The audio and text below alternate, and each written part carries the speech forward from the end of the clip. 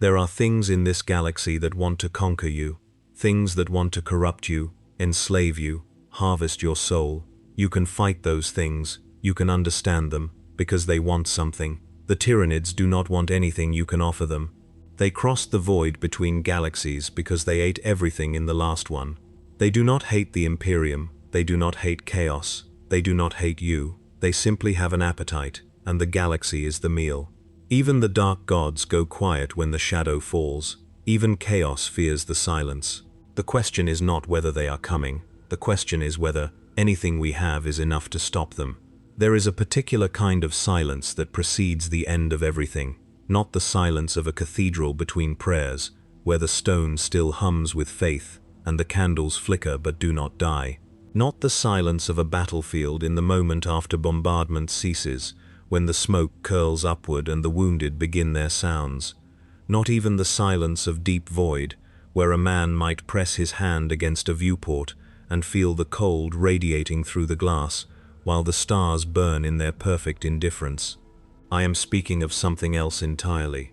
I am speaking of the silence that falls when the hive mind arrives. The silence that is not the absence of sound, but the absence of something more fundamental than sound. The absence of the warp's background hum. The absence of every psychic whisper and daemon breath and astropathic thread that human beings have come to rely upon, without understanding that they are relying on it at all. I am speaking of the silence that falls across the souls of every living creature in a targeted sector when the great devourer turns its attention toward them.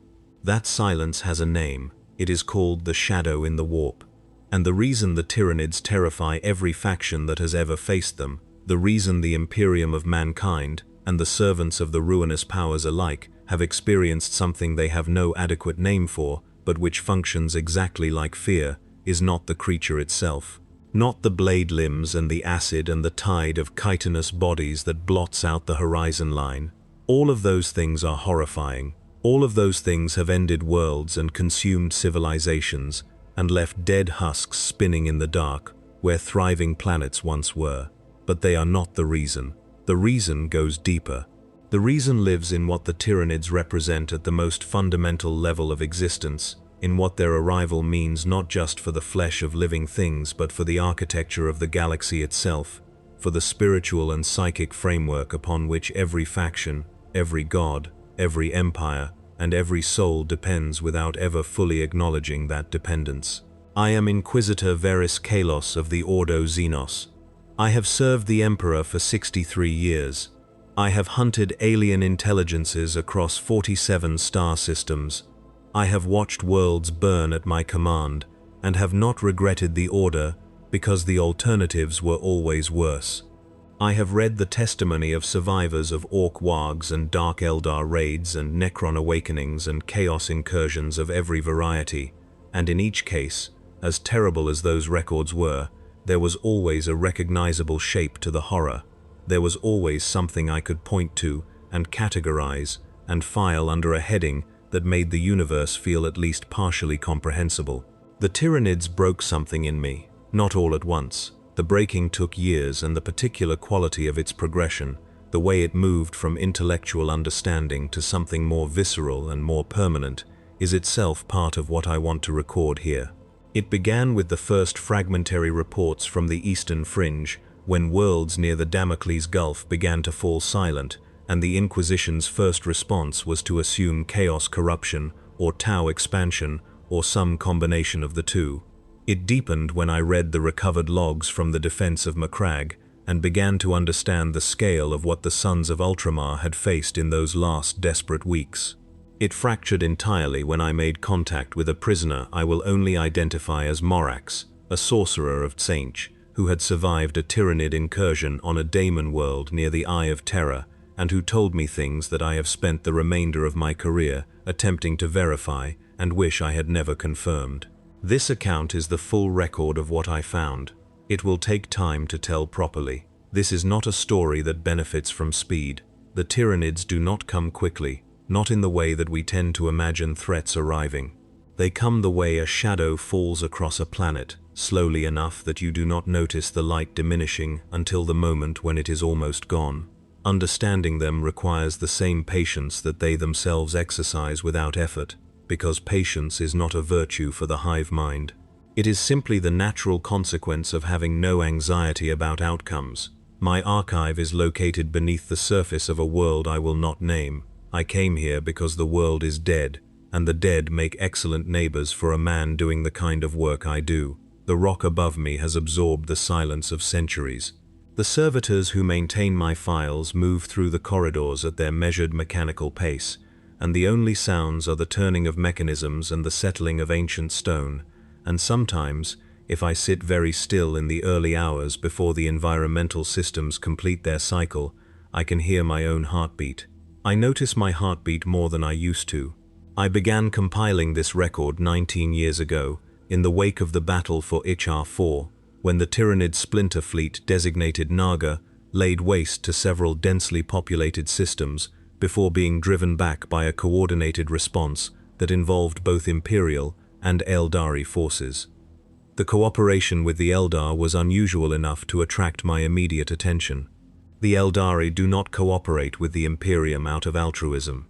They do not join battles because they sympathize with human suffering or share our values, or feel any of the emotions that typically motivate alliances. They cooperate when their Farseers have calculated that their own extinction is more likely than ours if they abstain. The fact that the surviving leadership of Craftworld Iandan chose to fight alongside Imperial forces at HR-4 told me something important about what the Eldar already understood that we did not. The Eldar have faced the Tyranids before, not as a formal campaign with records and after-action summaries. Not in any period that human historians have documented. Long before the Great Devourer made itself known to humanity, the Eldari, in their ancient and decadent and ultimately self-destroyed glory, had already encountered what they call in their own tongue, something that translates most closely as the Devourer of Stars. Their records, which I have examined only through fragments recovered from the remains of dead Eldar scouts and through the reluctant, partial testimony of a single Farseer who agreed to speak with me for 11 minutes before departing without another word, describe something so vast and so old that even by the standards of a species that predates humanity by millions of years, the Tyranids represent a category of threat without any historical parallel they can point to. Before she left, the Farseer told me one thing. She said that the Great Devourer does not originate in this galaxy. It comes from the space between galaxies, from the cold dark beyond any warm zone of stars, from a distance so profound that the light of this galaxy would have appeared as a single point of brightness when the Hive fleet first turned toward it. She said it has been traveling toward us for longer than humanity has existed as a species. It crossed the intergalactic void because it consumed everything worth consuming in whatever system of galaxies it called home, and then it turned its appetite toward the next available source of nutrients. We are the nutrients. I wrote that down immediately after she departed. I wrote it in a hand that was not entirely steady, and that was the first time in 63 years of service that my hand was unsteady while writing an intelligence assessment. I have recorded this detail because I believe it is relevant to the credibility of the testimony that follows. A man's physical responses to information tell you something about whether that information has genuinely landed, whether it has passed through the intellectual processing layer and reached the level where it changes things. It changed things. Let me tell you what the rest of my investigation revealed. Let me tell you why both the Imperium of mankind and the servants of the ruinous powers have discovered, each in their own way and through their own terrible experience, that the Tyranids occupy a category of threat that their existing frameworks for understanding enemies were not built to contain. Not a soldier's reason, which is always the immediate physical danger of claws and acid and numbers beyond meaningful counting. I mean the deeper reason, the reason that causes even the most fanatical Imperial preacher to go quiet when the Tyranid question is raised in full seriousness. The reason that makes even the warlords of chaos, those ancient and powerful and utterly ruthless beings who have made themselves at home in the most dangerous corners of the galaxy, become still and deliberate when the Great Devourer comes up. The reason is not what the Tyranids do to flesh. The reason is what they do to meaning. The earliest confirmed intelligence the Imperium received about the Tyranids did not arrive through military channels. It came from traders. Rogue traders operating near the eastern fringe began returning from their voyages with inconsistencies in their records that initially attracted the attention of customs inspectors and administrative auditors, before eventually drawing in agents of the Inquisition. The inconsistencies had a pattern that became apparent only when multiple accounts were placed side by side and examined simultaneously, which is not a form of analysis that the administratum typically performs with the speed that would be most useful. The pattern was this: worlds the traders had previously visited and catalogued as productive sources of goods, agricultural output, or raw materials were no longer present in any practical sense, not destroyed by conventional bombardment, not reduced to rubble or charred plains by orbital weapons fire. The worlds were still present in the gravitational sense. The rock was still there, still orbiting its star in the same position it had always occupied, but everything on the rock was gone. I have read 46 separate rogue trader accounts from the earliest documented phase of what scholars now designate the First Tyranid War.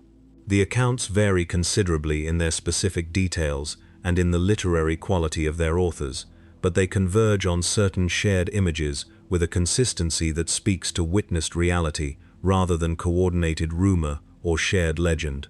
The sky above the affected worlds, in account after account, is described as moving, not dark, not stormy, though it was those things in various accounts. Specifically, the phrase that appears again and again is that the sky appeared to be moving in a way that defied normal description. It had texture that texture should not have. It undulated. It breathed. One rogue trader named Harwick Sove, a man who had been running the fringe routes for 30 years before his final voyage, wrote in the last log entry recovered from his vessel that he watched from orbit and the surface of the planet appeared to inhale. He was not a poetic man. He was a practical man who wrote in the plain commercial language that rogue traders typically use because their logs are legal and financial documents as much as personal records. He did not reach for metaphor easily.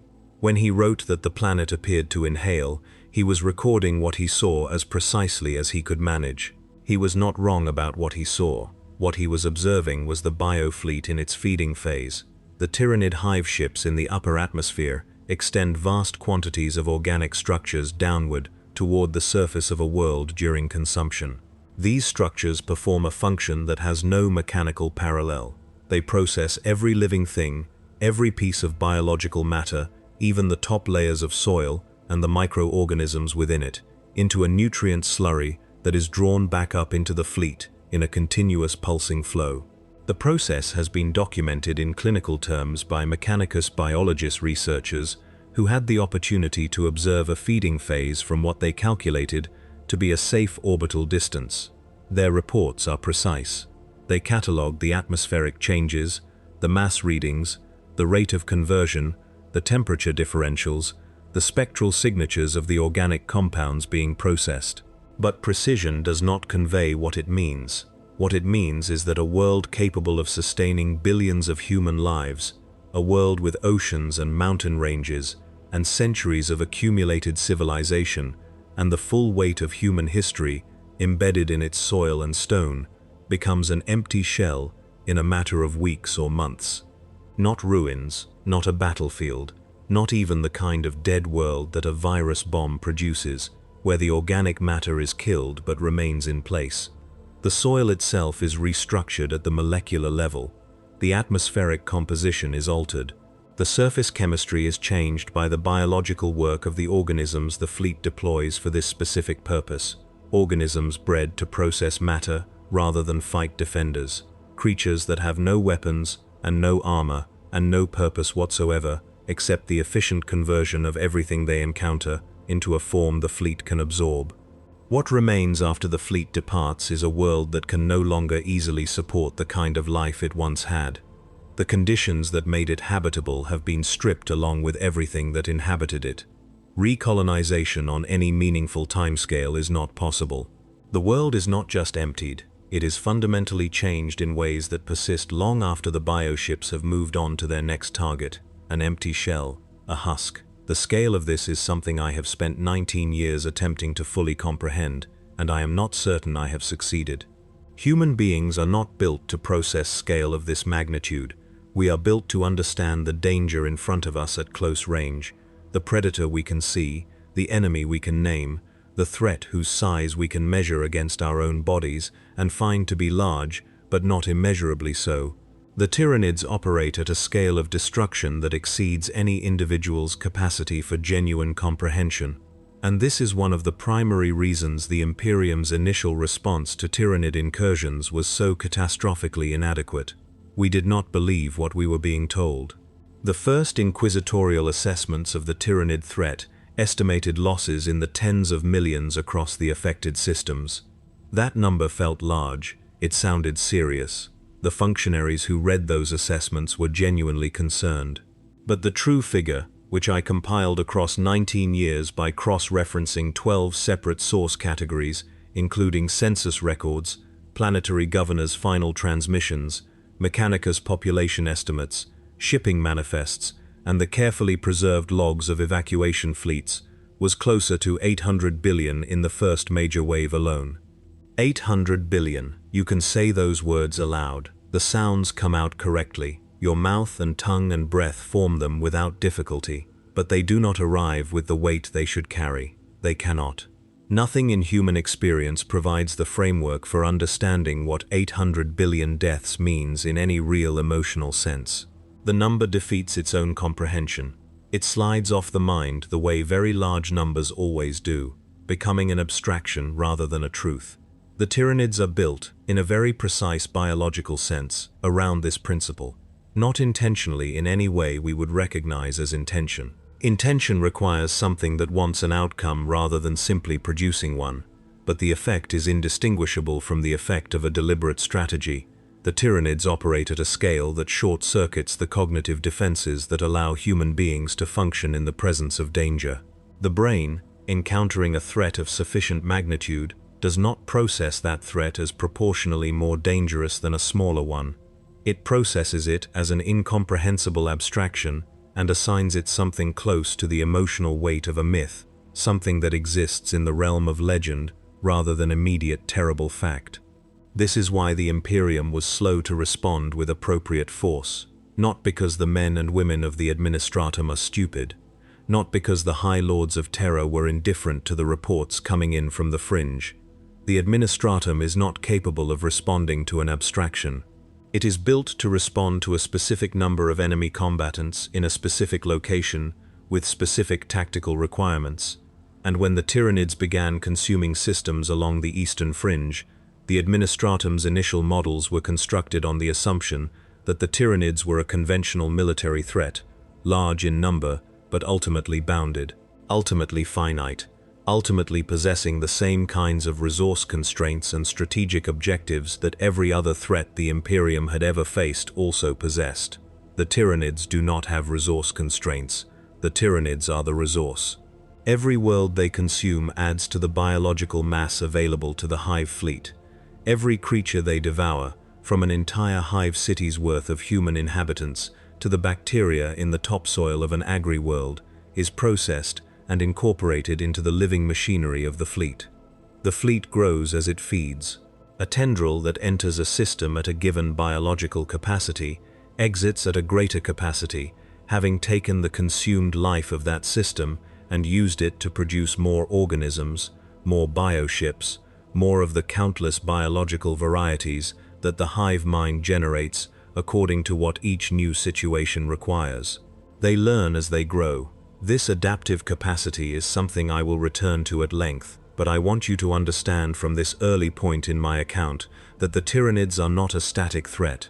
Every engagement with them generates information. Every weapon used against them produces a response in subsequent generations. Every defensive tactic that succeeds against one wave is less likely to succeed against the next. This is not a conscious strategic choice made by individual commanders. It is evolution operating at a speed that conscious strategy cannot match, and it means that the Imperium has been, with every battle it has fought against the Great Devourer, teaching the enemy how to defeat it. The first fragmentary signs were the silence of worlds. Then came the animals. On any world with a native fauna, Whether the fauna was indigenous or introduced by human colonists over the centuries of habitation, the first sign that is recognized in retrospect as a Tyranid harbinger is a change in animal behavior. Not one type of animal, all types.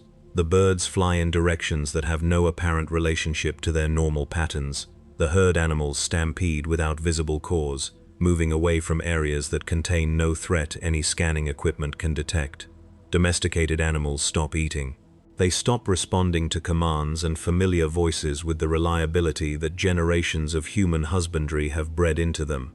They stare at specific horizons with a focused, persistent, alien gaze that attending servants of the Adeptus Mechanicus cannot explain in terms of any known pathogen or environmental toxin or mineral deficiency.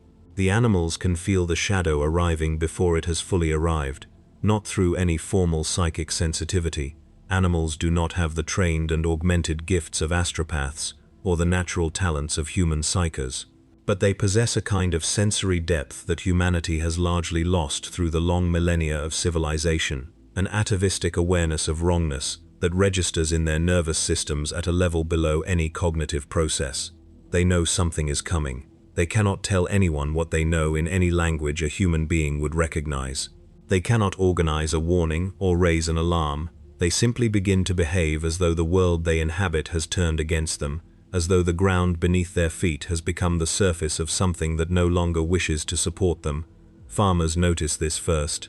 The farmers report it to local officials, and local officials note it in administrative records, and those records sit in the lower levels of the planetary bureaucracy until someone with the training to recognize the pattern reviews them, and by that point, in virtually every documented case, the astropaths are already beginning to struggle. The astropaths report the silencing. The two events, the animal panic and the astropathic disruption, are typically separated by only a few days. The shadow descends gradually, like a tide, and the animals feel its edge before it has fully covered the region. By the time the astropaths are fighting to maintain their connections, straining to reach out through the warp to send even fragments of warning to the nearest relay stations, the animals have already understood, in their wordless and biological way, that something is ending. I need to explain the shadow properly before I continue. Not in the way a Mechanicus briefing document explains it, with equations describing psychic interference gradients and signal degradation curves measured in light years. Those documents exist and I have read them all, and they are valuable to Mechanicus researchers. But I need to explain the shadow, the way it feels from inside it, because the feeling is the point. The technical mechanism is secondary to the experience of it. The specific horror of what the shadow does to the psychic and spiritual architecture of living beings is what makes it uniquely terrifying in ways that the physical threat of the swarm, however massive, cannot fully replicate. I interviewed 41 astropaths over the course of my investigation. Most were unable to complete the interview. This is not a reflection on their professional composure or their personal courage. Astropaths are among the most psychically sensitive human beings in the Imperium, and they are also, by the nature of their training and their long years of practice, accustomed to environments of considerable psychic turbulence. They navigate the warp's emotional geography, the way an experienced sailor navigates rough water. The warp is their element. It is the medium through which they work, and the space in which they are most fully themselves. For all its dangers and its corruption, and the endless threats that dwell within it, the warp is still a space they can orient within. It is still a known thing, however dangerous.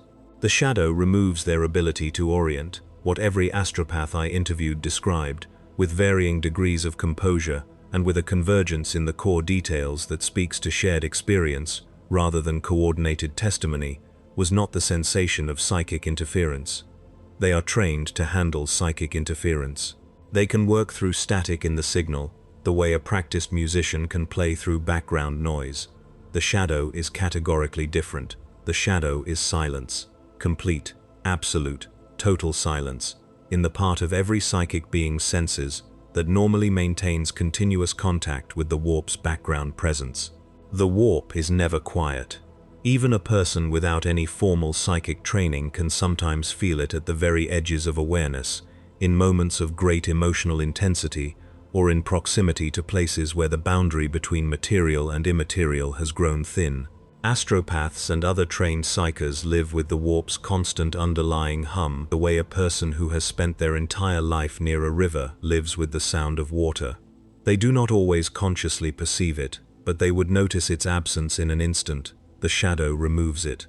One astropath, a woman named Celia who had served an Ordo Xenos cell for 20 years before her encounter with the shadow at the edge of the Ultima Segmentum, described the experience to me in terms I have never been able to improve upon. She said, "It was like going blind, but not with my eyes. Something I had always been able to see, something I never thought about because it was simply always there, was gone. And the absence was wrong in a way I cannot put into words that work.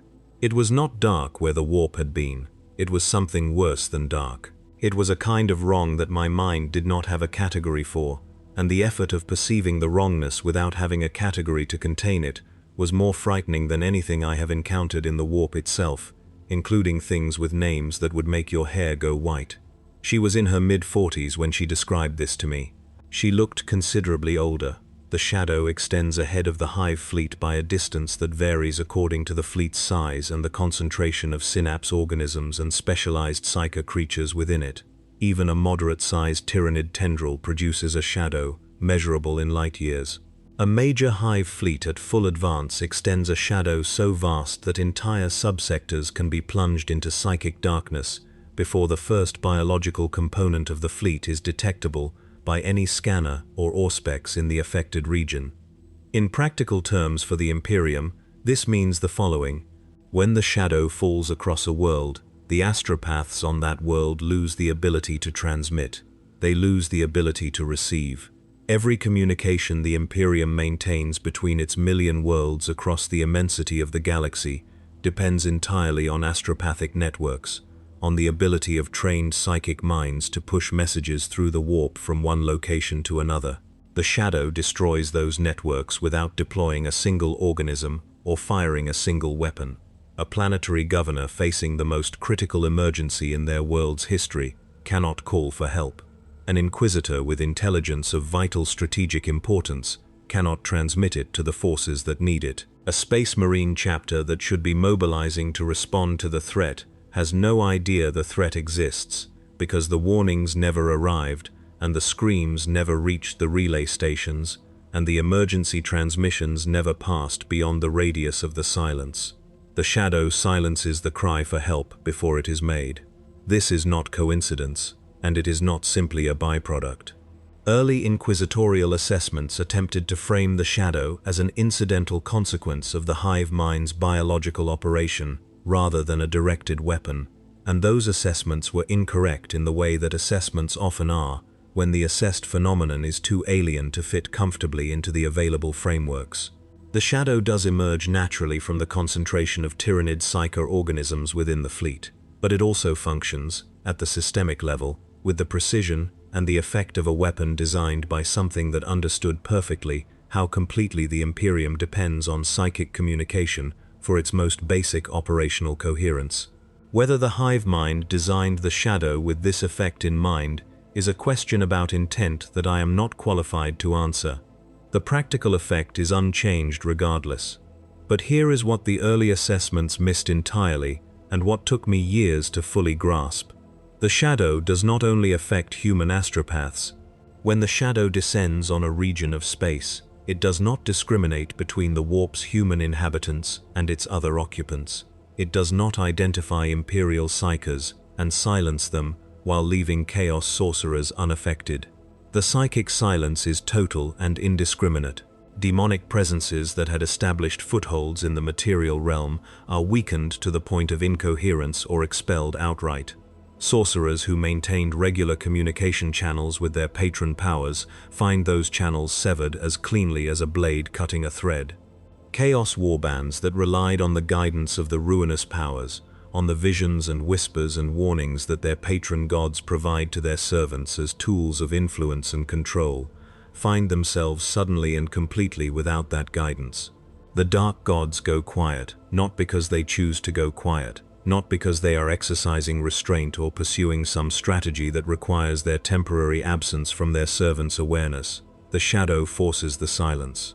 The hive mind's psychic presence so thoroughly dominates the local warp that even the immense and ancient power of the ruinous powers cannot easily penetrate it in those regions where the shadow has fully established itself. I want you to hold that knowledge for a moment before I continue. The Chaos Gods. The four great ruinous powers that the Imperium has fought against for 10,000 years. The entities whose influence has corrupted entire worlds, whose demonic armies have broken fortress chains that stood for centuries, whose warlords have challenged the greatest heroes of the Space Marine chapters and won. Those entities, the shadow makes them struggle to reach their own servants in the regions it covers. Now let me tell you what the swarm itself looks like from the perspective of those defending against it.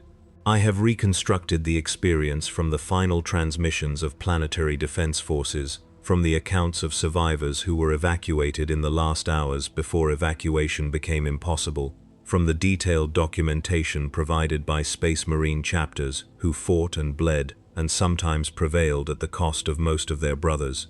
I have combined these sources into something that approximates the full experience of a Tyranid assault from the defender's position, and I want to share it not as a tactical analysis, but as a human account. Because this is what it is like to be on the ground when they come. The assault itself is preceded by a different atmospheric change than what the later consumption phase produces. The bioships in the upper atmosphere begin seeding the planet's weather systems with biological spores long before any combat organism reaches the surface. These spores contain the starter material for many of the surface-based organisms the swarm will later deploy. They fall through the atmosphere in a continuous dark rain that, from a sufficient distance, resembles an ash fall or a peculiar pollen event, something the eye might initially interpret as a seasonal phenomenon. The soldiers on the walls look up and see what appears to be abnormal cloud cover, or a fine particulate matter that irritates the eyes and makes the throat scratchy and leaves a taste like something biological and slightly wrong on the tongue. Their equipment does not immediately register it as a threat. The toxicological analysis that would reveal its full nature takes time, and time is what they do not have. Then the first gaunts begin to emerge. Gaunts are the foundational unit of Tyranid assault. They are numerous beyond practical counting. A single bioship can produce millions of them in the time it takes an Imperial Guard regiment to be mobilized, transported, and deployed in defensive formation. They do not plan, they do not maneuver in the sense that human soldiers maneuver, with subordinate units holding objectives, while other units outflank and supporting elements suppress. They move in the direction of the greatest concentration of available biomass, and they attempt to overwhelm through sheer physical volume, through the arithmetic of a wave whose size makes the individual strength of any single creature irrelevant. What stops them, temporarily, is synapse. Without the synapse creatures, the larger directing intelligences within the swarm that carry the hive mind's concentrated will, down to the level of the lesser organisms, gaunts, and similarly rudimentary creatures become disordered. They lose the coordinated purpose that makes them dangerous and revert to something more like panicked animals, moving without direction, incapable of the sustained assault that the hive mind uses them for. This is why Imperial tacticians have always identified synapse creatures as the priority targets in any Tyranid engagement. Destroy the zoanthropes, destroy the warriors, eliminate the organisms that carry the strongest concentration of hive mind signal, and the swarm temporarily loses its coherence. The problem is the destroying. A Tyranid warrior is a creature roughly 3 meters in height, possessed of multiple overlapping layers of chitin that have been tested against everything up to and including sustained heavy bolter fire, and found resistant at close range. It regenerates minor damage at a rate that forces any attacker to keep applying force until the creature is genuinely destroyed, rather than simply wounded and retreating. It is surrounded by a continuous press of lesser organisms that will sacrifice themselves instinctively and without hesitation to protect the larger creature they are bound to through the synapse link. A zoanthrope floats above the battlefield, enclosed in a psychic shield of considerable potency, and fires concentrated warp energy at whatever it identifies as a high-priority threat. and there are always more of both than there are weapons capable of killing them. This is the fundamental arithmetic of Tyranid assault. The numbers are not merely large. They are calibrated, in a biological sense, to systematically exceed the response capacity of any conventional defensive arrangement. The hive mind has consumed enough worlds to have developed, through its continuous adaptive learning, a functional model of what the average defended world can offer in terms of military resistance. The scale of the initial assault reflects that model. If the initial wave is insufficient to overcome the defense within an acceptable period, the assault scales up. More organisms emerge. Different organisms emerge, ones better suited to whatever specific defensive characteristics the current target has displayed. The wave increases until the defense collapses, and then the consumption begins. I have access to 4 sets of long-range sensor data gathered from worlds in various stages of the consumption process. The data from all 4 is consistent in its major features, and what it shows, combined with survivor accounts and the documentation from Mechanicus observation teams, gives a picture that I have spent considerable effort trying to describe in terms that carry the appropriate emotional weight. The world that is being consumed does not simply die, it is reorganized. The bioships extend biological structures of enormous scale from the upper atmosphere toward the surface. They appear from sufficient distance like columns or pillars connecting the sky to the ground. From closer range they reveal themselves as hollow organic tubes, living tissue pulsing with a rhythm that suggests enormous internal movement, drawing processed material upward in a continuous flow while simultaneously pushing biological agents downward to continue the conversion of whatever matter remains unprocessed below. The world breathes, as Harwick Sove wrote, and in breathing it dies, in a process that leaves behind not the familiar death of a bombed-out world, with its ruins and its craters and its preserved record of what was there before, but something more absolute. The biological chemistry of the surface is altered, the atmospheric composition shifts. The soil microbes, the foundation upon which all larger biological life depends, are among the last things processed because they are the most numerous and the most distributed, and their loss means that even if the planet could be recolonized, it would require centuries of deliberate environmental reconstruction before it could support life again. The fleet does not linger. When the feeding is complete, the bioships withdraw. The organic structures connecting them to the surface dissolve. The remaining surface organisms, the ones that perform the processing work rather than the fighting, are recalled or left to die as the fleet determines most efficient. The world is left spinning in its orbit, silent and stripped.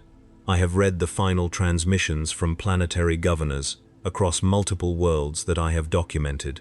I will share one of them here because I believe it captures something that no amount of statistical analysis or strategic assessment can convey.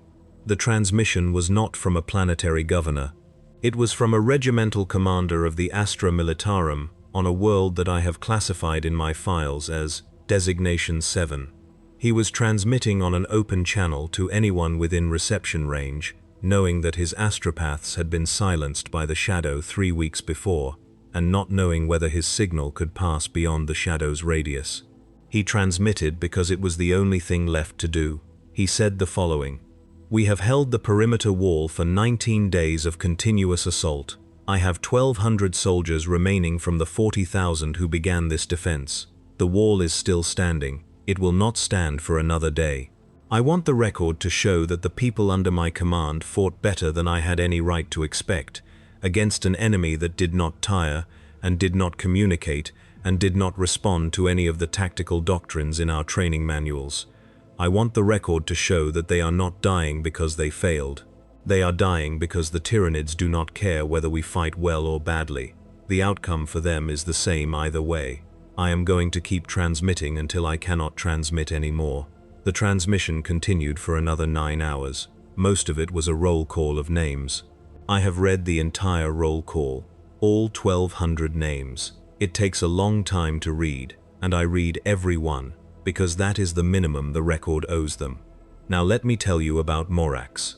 I encountered this individual under circumstances I will not fully describe. What I will say is that Morax had served as sorcerer lord of Tzinch for approximately 2 centuries at the point when I found him, that his body showed the evidence of that long service in ways that were both technically impressive and deeply unsettling, and that he was willing to speak with me because I was, in his words, the first person in 11 years who could confirm whether the Tyranid tendril that had found him was still advancing. He had been hiding. Morax's warband, numbering somewhere between 400 and 600 warriors, had been operating in a region near the southern boundary of the Eye of Terror. They were doing what Chaos warbands do in such regions, raiding, corrupting, seeking advancement in the eyes of their patron, accumulating the kinds of power that 2 centuries of dark service make available to a man with the appetite for it. They were not looking for the Tyranids. The first sign Morax noticed was the same sign every astropath notices. The whispers stopped. He described it in the language of a sorcerer rather than the language of a sanctioned psyker, but the underlying experience was identical to every astropath account I had already collected. The constant background dialogue with the servants of Tzinch, the flow of hints and visions and half-glimpsed futures that an active servant of the Changer of Ways is normally immersed in, simply stopped. He said it was like going completely deaf, but not in his ears. In the part of him that had been listening to Tzinch for 2 centuries, his first assumption was that he had offended his patron. This is a significant detail. A 2-century veteran of Chaos service, upon losing contact with his god, assumed he had made an error. This tells you something important about the structure of the relationship between the servants of Chaos and the ruinous powers. The servants understand that the gods may withdraw their favor. They understand that the silence of a patron is often a punishment or a test. They have been conditioned, through their entire experience of service, to interpret the absence of their god's voice as a consequence of their own failure. A servant who has learned to interpret silence as divine displeasure will not immediately recognize silence as an external threat. Morax spent 3 days attempting to restore contact through increasingly elaborate ritual before one of his lieutenants, a former Astartes of considerable tactical experience, pointed out that the native fauna of the asteroid they were using as a base had been behaving strangely. By that point, the lictors had already seeded the asteroid's interior. What followed, across the next 2 weeks, is a case study in what happens when a Chaos warband encounters even a small Tyranid scouting force. Chaos Space Marines are not ordinary soldiers. Their bodies have been enhanced beyond the baseline Astartes template, and then further transformed by decades or centuries of warp exposure and the physical gifts of their patron. They are among the most dangerous individual combatants in the known galaxy. Several of Morax's warriors had been serving Chaos for more than a century and had accumulated mutations and daemonic gifts that made them formidable against virtually any opposition. The Tyranids killed them, not easily, in the initial engagements. The lictors took casualties. The Chaos Space Marines fought back effectively and with the concentrated violence of their long experience. But the lictors were not trying to win those first encounters. They were learning. Every casualty inflicted on Morax's warriors, every weapon used, every defensive posture, every tactical response under pressure, was information transmitted back to the hive mind through the biological network of pheromone trails and synapse signal. The second wave knew what the first wave had discovered. Morax described it as qualitatively different. The organisms moved in patterns that specifically exploited the weaknesses the first wave had identified. One of his lieutenants, a veteran of more than 100 engagements, was killed by a creature that moved in exactly the way required to defeat the defensive stance that warrior had displayed in the first contact. The hive mind had watched that warrior fight and sent something designed to kill the specific fighter he was. Morax survived by fleeing. He had been hiding ever since. Not from the Inquisition, from the Tyranids. He was afraid they were still looking for him, still tracking him through whatever biological residue his presence had left in the rock of the asteroid.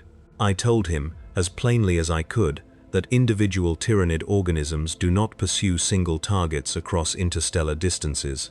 He was valuable as biomass, but no more so than any other mortal creature of comparable body mass. He did not look comforted. What he was afraid of, I understood as I sat with him, was not pursuit. It was the question he had been sitting with for 11 years. Whether Tzinch had chosen not to warn him about the Tyranids, or whether Tzeentch had been unable to warn him.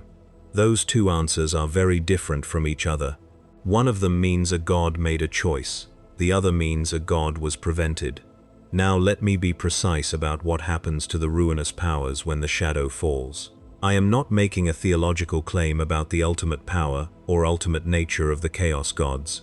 I am describing an observed effect within specific spatial parameters, documented independently across multiple sources, that has implications extending far beyond what any single source reporting it might appreciate.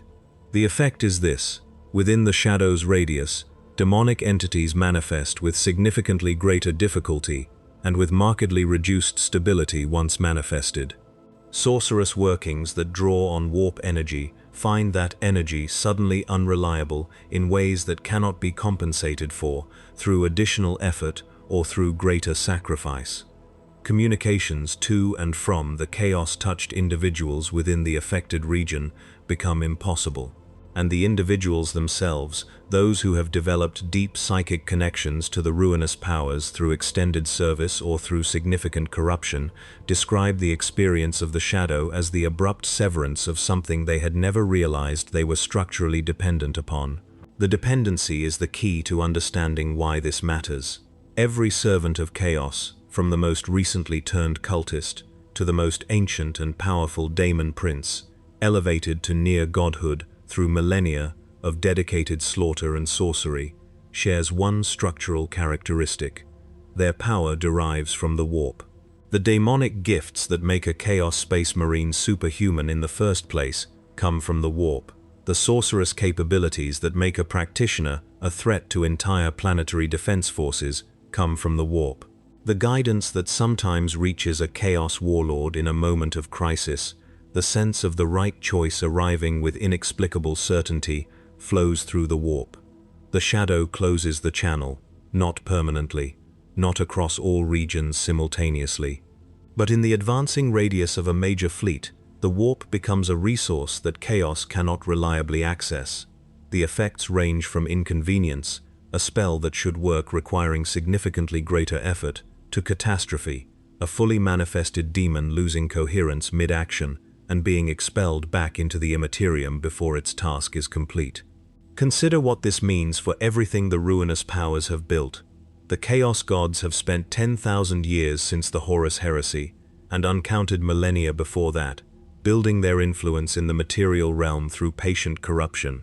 Every world touched by chaos, every institution corrupted, every soul turned from loyalty to service of the ruinous powers, represents decades or centuries of careful accumulated work.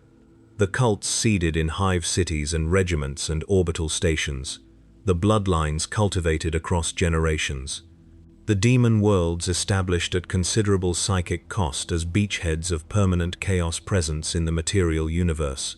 The Tyranids unmake all of that in the time it takes to consume a world. Not because the hive mind is ideologically opposed to chaos, not because the Great Devourer identifies chaos as an enemy to be defeated. The Tyranids have no position on chaos whatsoever. The hive mind does not distinguish between a chaos-corrupted world and an uncorrupted one, except insofar as corruption affects the biological composition of the available biomass. A daemon-touched human is nutritionally equivalent to a faithful imperial servant. A daemon world is consumed by the same biological machinery that processes a shrine world, with the same complete indifference to whatever spiritual or ideological significance the world carried. But from the perspective of the ruinous powers, the effect is functionally identical to having a perfect enemy. Because the Tyranids consume everything without exception, without negotiation, without the possibility of turning or tempting or corrupting them away from their purpose. A world cultivated for centuries as a center of chaos worship, representing an enormous investment of the dark god's patient malevolence, goes into the biomass exactly like any other world. The souls of its chaos-worshipping inhabitants do not reach the warp. They do not add to the psychic ocean. They become nutrients. This brings me to the deepest horror, the part of my investigation that took the longest to fully understand, and that I believe has not been adequately conveyed in any previous inquisitorial documentation of the Tyranid threat. The warp is not simply an alternate dimension used for transit between stars, and as a medium for demonic manifestation. It is the psychic reflection of all living beings that feel. Every emotion, every prayer, every moment of suffering or hope or fear or joy that any creature capable of experience generates a resonance in the Imperium. The warp is, in a precise functional sense, the accumulated psychic output of every feeling that has ever been felt by any being in this galaxy. The Chaos Gods grew from that accumulation. They are not external to mortal life, they are the product of it. The sum of war and rage and the love of slaughter across millions of years of galactic conflict produced Khorne. The sum of scheming and the desire for knowledge and the constant shifting of mortal ambition produced Tzeentch. The sum of despair and entropy and the slow grinding beauty of decay and persistence produced Nurgle. The sum of sensation at its most extreme and desire at its most absolute produced Slaanesh. These entities are not visitors who arrived in the warp from somewhere else. They crystallized from the warp's contents. They are what mortal feeling looks like when it accumulates to a sufficient density over a sufficient period of time. Remove the mortal life that generates that feeling, and they diminish. Not immediately. The accumulated energy of millions of years of mortal suffering and worship does not dissipate in a moment. But without new contributions, without the continuous inflow of fresh psychic material from living, feeling, suffering, hoping, fearing mortal beings, the reservoir begins to drop. The great daemon princes weaken, the legions that the ruinous powers maintain become thinner, and the gods themselves, those impossible and ancient entities that have reshaped the galaxy's spiritual architecture for so long that they have become more fundamental to it than many physical laws, begin to fade towards something they have never experienced and cannot prevent. Every world the Tyranids consume is a world whose psychic contribution to the warp has been permanently terminated. Not reduced, terminated. The billions of souls that would have suffered and prayed and feared and worshipped and died over the natural lifespan of that civilization are gone. They do not contribute, they are nutrients, not souls, and the Tyranid organisms that consume them do not generate psychic output that can compensate, because the hive mind is not a source of the kind of mortal emotion the warp feeds on. Individual organisms within the swarm do not experience personal suffering, personal desire, personal fear. They are components of a collective. The collective has no individual soul to offer the warp. The Tyranids are, in the most literal possible sense, starvation for the dark gods. And what does this starvation mean for the Emperor? The golden throne at the heart of Terra sustains the Astronomicon, the psychic beacon that makes both astropathic communication and warp navigation viable across the Imperium's million worlds. The Emperor sustains the throne. His continued existence in his current terrible state requires the warp to function as a psychic medium capable of transmitting the beacon's signal. A warp progressively stripped of the mortal-generated energy that sustains it. A warp that has been slowly starved of psychic input across decades or centuries of Tyranid consumption would become a progressively less reliable medium. The Astronomicon's signal would degrade.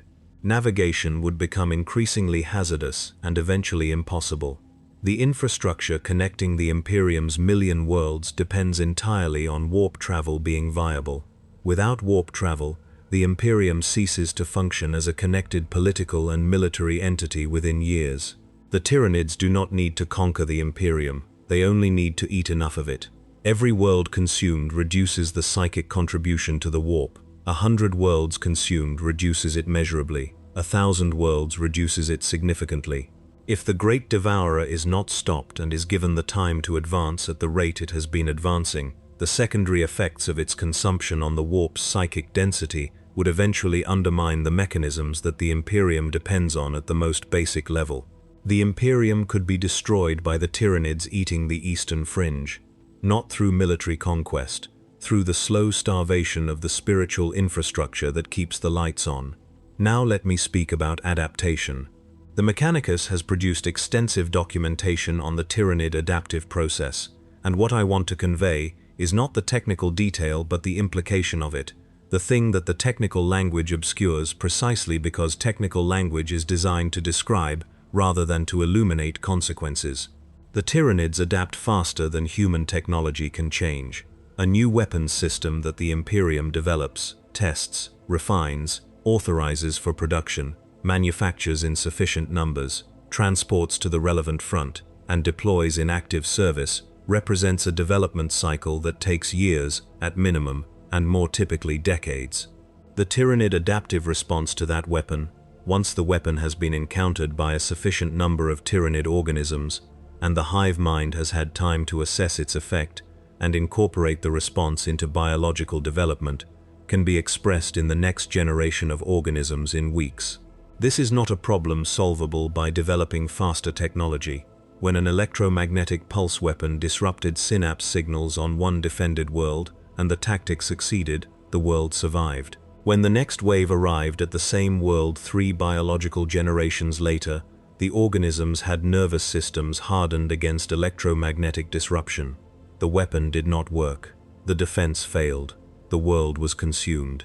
The Mechanicus researchers who documented this case published a report I have read many times.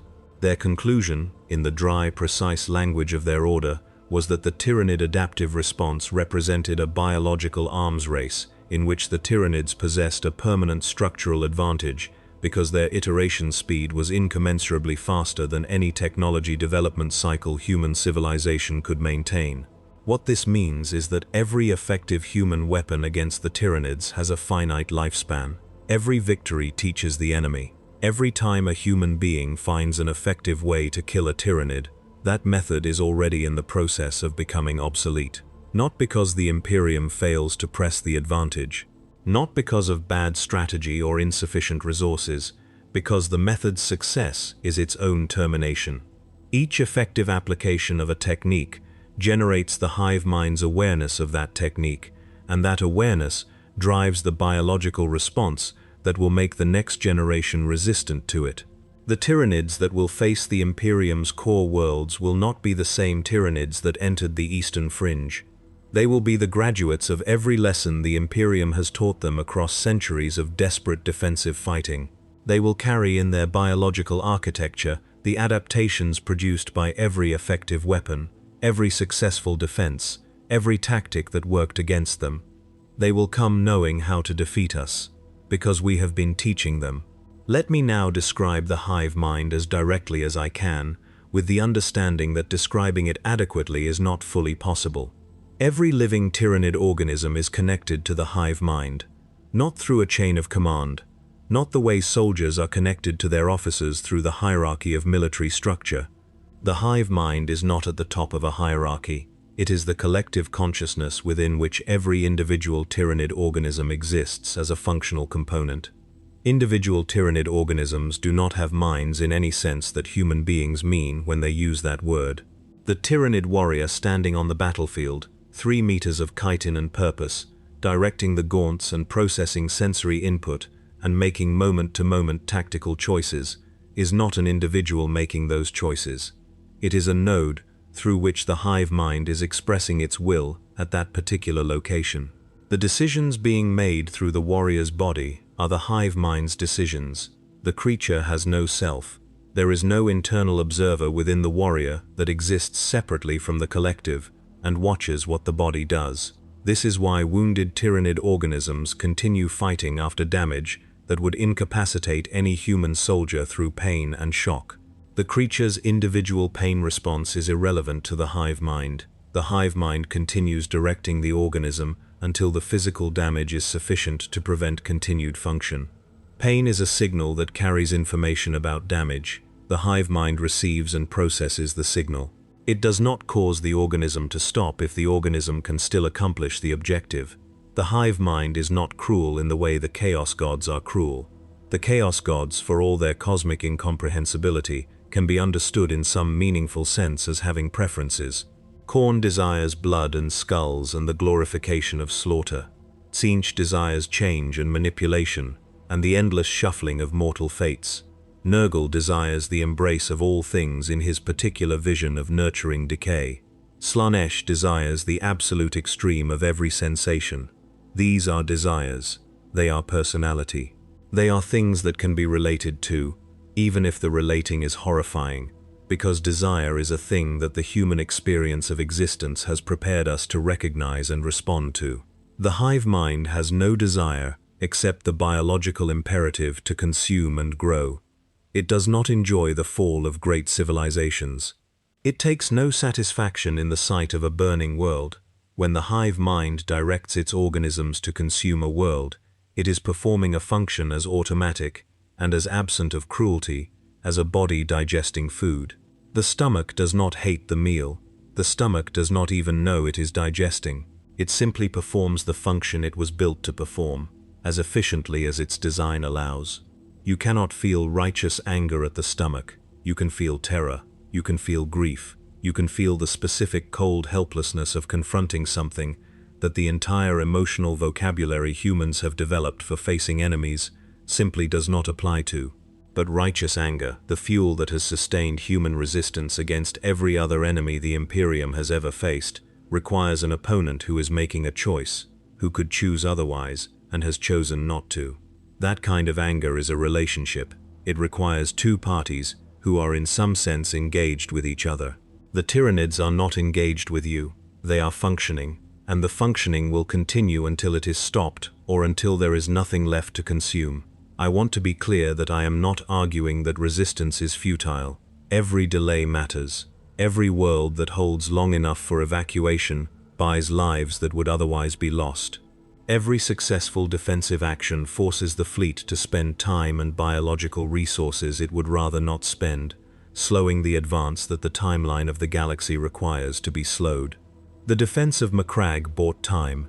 The cooperation at HR4 bought time. Time is not nothing. Time is everything, when the thing you need time for is finding a better answer. But I want to be equally clear about the nature of what is being resisted.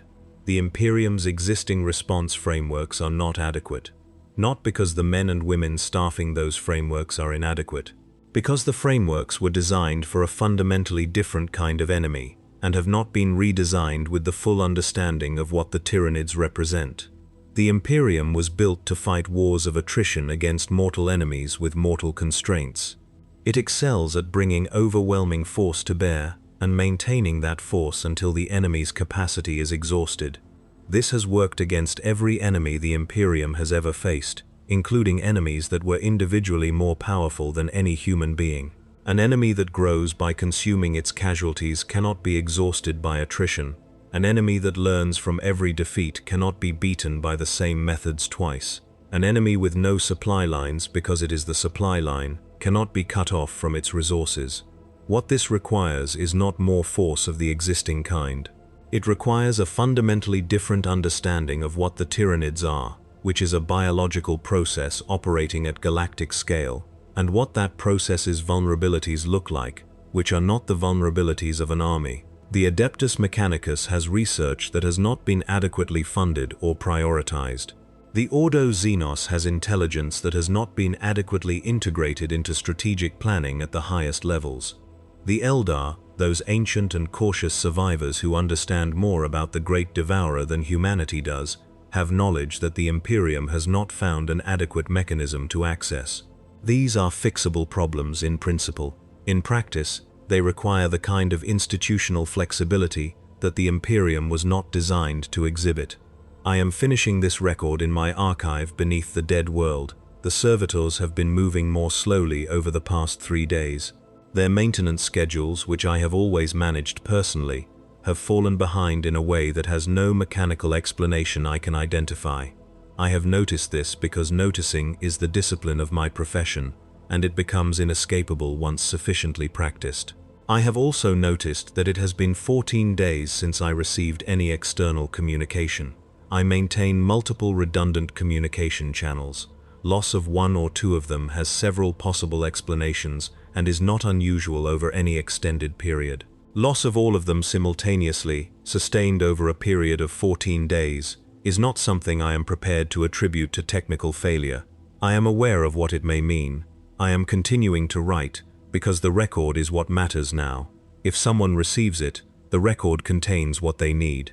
If no one receives it, the record will remain here for whoever eventually comes to this world and searches the surface, though if the coming is what I currently believe it may be, This archive will be part of what is consumed along with everything else. Let me make a final statement. I have spoken at length about strategic implications and theological consequences, and the specific mechanisms through which the Tyranids threaten everything the galaxy currently is. All of those things are real and important, and I believe understanding them fully is necessary for any response adequate to the actual scale of the threat. But the deepest horror is not any of those things. The deepest horror is this: the Tyranids do not hate you. When you face the servants of chaos, you are facing something that has chosen you as an enemy, something that, in its twisted and incomprehensible way, is still engaged with you. The dark gods want your soul. Your suffering is meaningful to them. Your faith and your resistance and your defiance all represent something the ruinous powers wish to overcome or possess or transform. The relationship is terrible, but it is still a relationship. There is something on the other side that notices you exist. The Tyranids do not notice you exist in any sense that word can carry. You are not an enemy to them. You are not an obstacle. You are not even prey, in the sense that a hunted animal is prey, because a predator chooses to pursue prey, and the choice implies that the prey is something the predator has registered as specifically worth pursuing. To the hive mind, you are biomass with temporary locomotive capacity. You are nutrients that have arranged themselves into a mobile configuration and are temporarily capable of applying force to objects in your environment. The hive mind has no opinion of you. It has no opinion of anything. It simply proceeds. This is the thing that defies every response except the physical one of continuing to fight. You cannot appeal to the Tyranids. You cannot reason with them. You cannot shame them, or inspire them, or frighten them, or bargain with them. You cannot offer them anything they want except the one thing they want, which is to consume you, and giving them that is not a bargain anyone is in a position to refuse. You cannot corrupt them because corruption requires desire, and the particular kind of desire that can be misdirected or amplified or turned against its host. You can only fight, and fighting them, as I have spent this record explaining, is a temporary solution to a problem that does not accept temporary solutions as its final answer. I have spent 19 years compiling this record, and I cannot tell you with certainty that it changes anything. The Tyranids are what they are. The galaxy will respond with what it has. Whether those responses are adequate is a question that the next several centuries will answer in their own way and in their own time, without consulting any preference I have for the outcome. What I can tell you, from where I sit in this archive with the servitors still and the communications silent and the particular quality of the darkness outside the sealed door, is this. The reason both the Imperium and Chaos fear the Tyranids is not the swarm, it is not the scale, it is not even the shadow, though the shadow is terrifying in ways I have spent this entire record trying to make you understand. It is the indifference.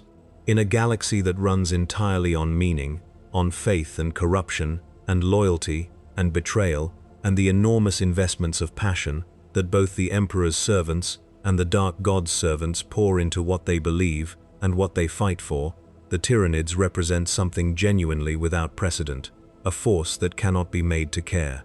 Not a force that has chosen not to care. Not a force that cares and conceals it. A force that is constitutionally, biologically, structurally incapable of caring, the way a star is incapable of caring about whatever orbits it. The star does not choose its indifference. Indifference is simply the nature of a thing that does not possess the apparatus for caring. The Tyranids are the star, and everything the galaxy has built, everything it worships and fights and dies for, is what orbits in the cold light of that hunger. The servitors have stopped moving entirely now. I am sealing this record.